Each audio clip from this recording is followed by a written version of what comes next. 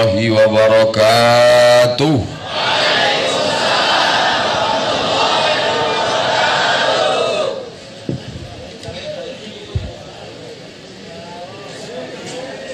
Alhamdulillahilladzi bi ni'matihi tatimmus shalihat. Wassalatu wassalamu ala sayyidis sadat wa ala alihi wa ashabihi ahlil fadaili wal karamat. Subhanaka la ilma lana illa ma 'allamtana innaka antal alimul hakim. Rabbi shrah li sadri wa yassir li amri wa hlul 'uqdatam min lisani yafqahu qawli. Saya dapat kabar dari sahabat saya di Batam, katanya ada seorang kiai di Jawa Barat melihat saya dalam mimpi. Ini aneh, karena biasanya orang melihat saya di HP. Lalu saya tanyakan apa maknanya. Nampaknya Tuan Abdul Somad akan diundang acara haul. Apa bisa saya lihat jadwal dulu? Bagaimana cara mengundang Ustadz Abdul Somad? Apakah pakai proposal? Tidak perlu. Apakah perlu datang? Tidak perlu. Lalu cukup SMS atau WhatsApp saja. Kalau waktunya ada, saya akan datang. Jangan katakan kalau bupati yang ngundang datang, kalau pesantren tidak datang. Jangan ada dusta di antara kita. Maka akhirnya dapatlah kesepakatan saya akan datang. Tapi ternyata Kiai Aang tidak mau hanya lewat SMS dan WhatsApp. Beliau harus ketemu dulu. Saya husnuzan kedatangan beliau karena adab orang-orang tarekat dari dulu mengundang mesti ketemu. Walaupun terlintas juga di hati saya suudzon. Boleh jadi beliau mau ketemu, mau memastikan ini orang ada apa tidak. Karena banyak kita lihat yang ada di internet itu, tapi di alam nyata dia tidak ada. Contohnya Upin Ipin. Saya sudah bolak-balik ke Kuala Lumpur, enggak ketemu. Jarjit dan Meme juga tidak ada.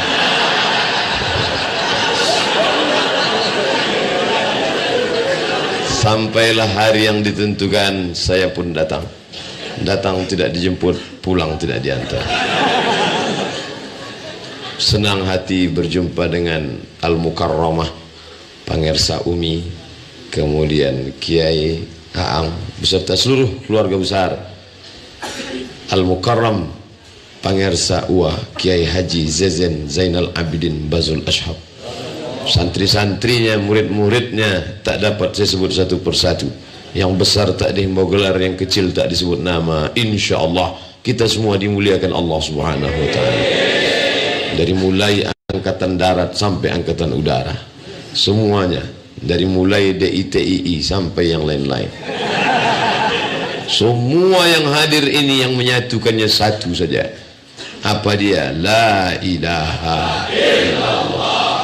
Lau anfaqta ma fil ardi jami'an, kau infakkan duitmu sebanyak apapun di atas muka bumi untuk mengumpulkan manusia, ma'allafta baina qulubihim, kamu tak bisa menyatukan orang.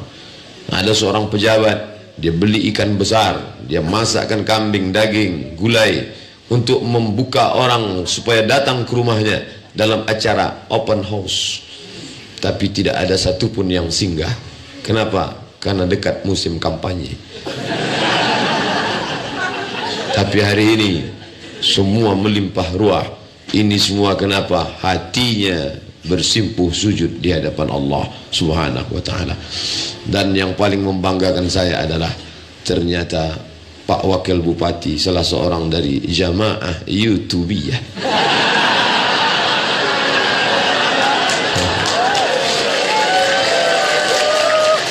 Bapak Ketua Majelis Ulama Indonesia Kabupaten Sukabumi, semoga kita mendapatkan barakah dari ilmu beliau insyaallah. Saya urutkan dari atas. Maulid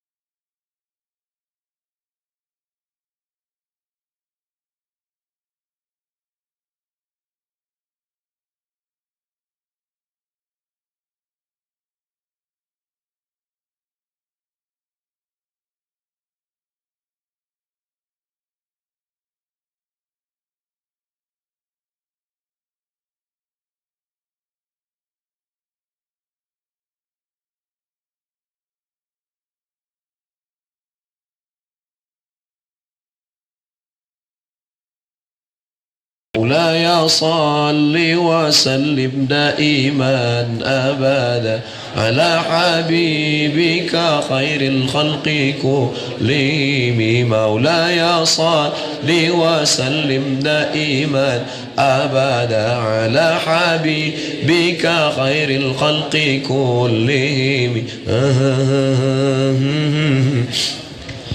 Lalu dia pun tertidur. Dalam tidurnya datanglah Nabi Muhammad sallallahu alaihi wasallam membawakan selempang berwarna hijau, burdah. Ini aja hijau kan? Kalau diletakkan di tengkuk namanya burdah, dipasangkan di tengkuknya, di bahunya, lalu ketika dia terbangun badannya sehat, segar bugar.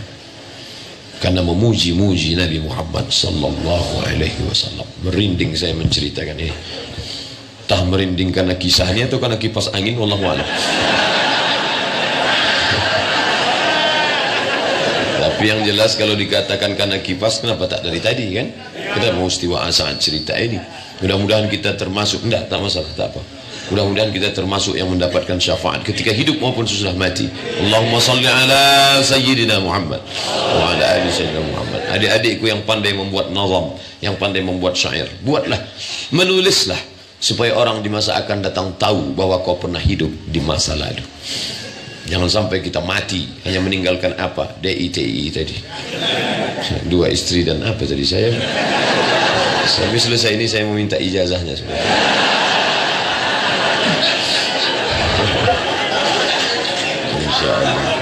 Insyaallah. Selesai Maulid Nabi Muhammad sallallahu alaihi wasallam. Yang kedua, manaqib Syekh Abdul Qadir Al-Jilani.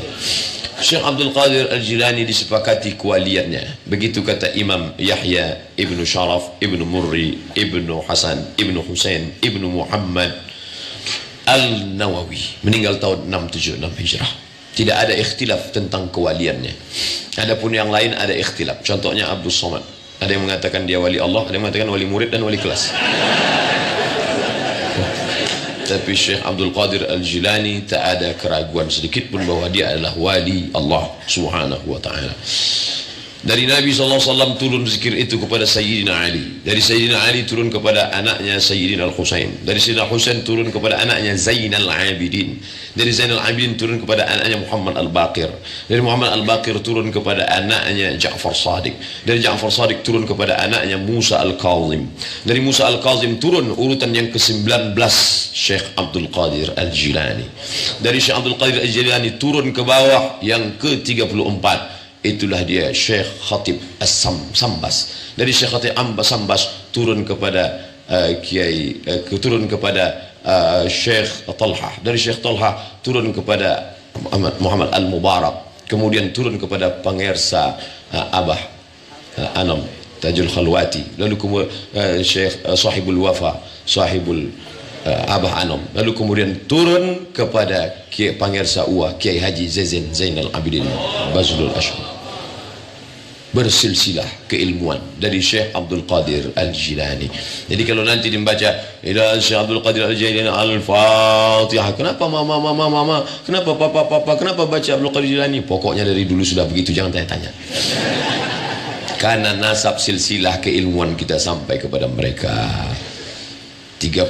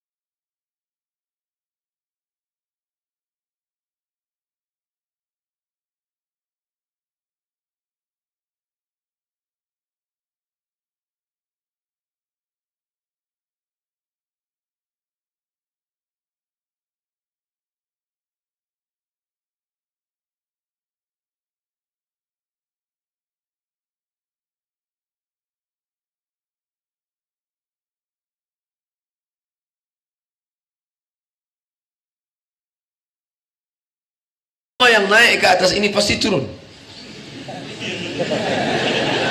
Semua yang pernah naik ke atas ini pasti turun. Naik ke atas, kata sambutan, turun. Naik ke atas, pidato, turun. Naik ke atas, baca Quran, turun. Yang nggak mau turun, tidurlah sini. Begitu juga dengan dunia ini. Dunia ini hanya tempat persinggahan. Abah Anom, guru besar Tarikat Qadiriyah Naqsyabandiyah, hadir. Semua mengaguminya. Habis itu beliau pergi berlalu. Kun fid dunya ka'annaka gharib. Jadilah engkau hidup di dunia ini seperti orang merantau. Ketika visamu sudah habis, maka kau kembali ke tempat negerimu. Saya baru pulang dari Taiwan. Banyak saudara-saudara kita mencari nafkah di Taiwan. Untuk apa? Sekedar mencari nafkah. Habis itu dia buat rumah di kampung halamannya di Pantura. Habis itu dia buat rumah. Dia tidak pernah berpikir akan hidup di Taiwan, karena itu bukan negeri dia. Negeri asli kita. Kita menuju Allah. Orang yang pergi menuju Allah itu disebut dengan salik. Ayuhas salik. Para salik. Man salik. Dari mana kata salik? Man salaka tariqan yaltamisu fihi ilman sahalallahu lahu bihi tariqan ilal jannah.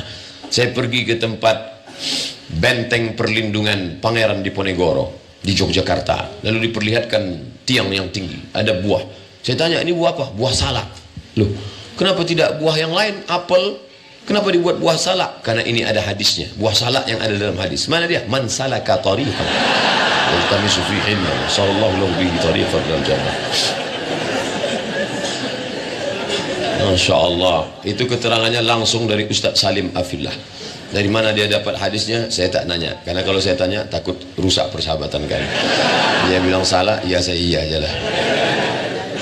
Ini semuanya adalah orang-orang yang salik menuju Allah. Tapi dalam berjalan ini kalau tidak ada mursyid yang pernah tahu jalan, kita akan nyasar. Gaet penunjuk jalan. Belok kiri, belok kanan, sudah sampai makom mana? Ini. Datanglah seorang ibu-ibu membawa tasbih kayu besar. Selesai acara pengajian. Ustaz Somad, ya, ada yang mau saya tanyakan kepada Ustaz masalah pribadi. Oke. Kenapa tidak tadi tanya? Malu banyak orang. Saya mau tanya 4 mata. Saya bilang jangankan 4, 3 pun bisa. Apa namanya? Gini Pak Ustaz, saya ikut kelompok zikir. Terus saya zikir. Dan dalam perjalanan spiritual zikir saya ini, tiba-tiba saya bisa melihat apa yang ada di balik dinding. Apa yang ada di balik dinding saya bisa tahu. Kalau saya bawa mobil, apa yang ada di balik bukit sana saya bisa tahu. Tamu yang akan datang saya bisa tahu. Pokoknya semua yang tersembunyi saya bisa lihat. Ay. Bahaya ini. Saya jadi cemas. Jadi apa pendapat Ustaz? Saya katakan dalam tasawuf ini namanya kasyaf. Tirai sudah tersingkap, hijab sudah terangkat. Mungkin Allah sudah mengangkat hijabmu sehingga kau bisa melihat. Tapi jangan lupa, kalau engkau tidak punya mursyid yang benar, yang bisa mengarahkanmu, walan tajida lahum waliyan mursyida, maka engkau bisa tersesat di jalan. Jawab dengan jujur. Ya Pak Ustaz, setelah bisa melihat orang di balik bukit, bisa melihat apa yang tersembunyi, bisa tahu siapa tamu yang akan datang, kau makin ingat Allah atau makin lupa? Jawab jujur. Terus terang aku makin lupa Pak Ustaz. Setan sedang mempermainkanmu. Maka kau mesti punya mursyid. Man la syaikha lahu fasyaitanu syaikhuhu. Siapa yang tak berguru, maka setanlah gurunya. Oleh sebab itu Panger Sa'abah mengangkat mursyid wakil talqin, mengajarkan talqin, mengajarkan zahir zikir.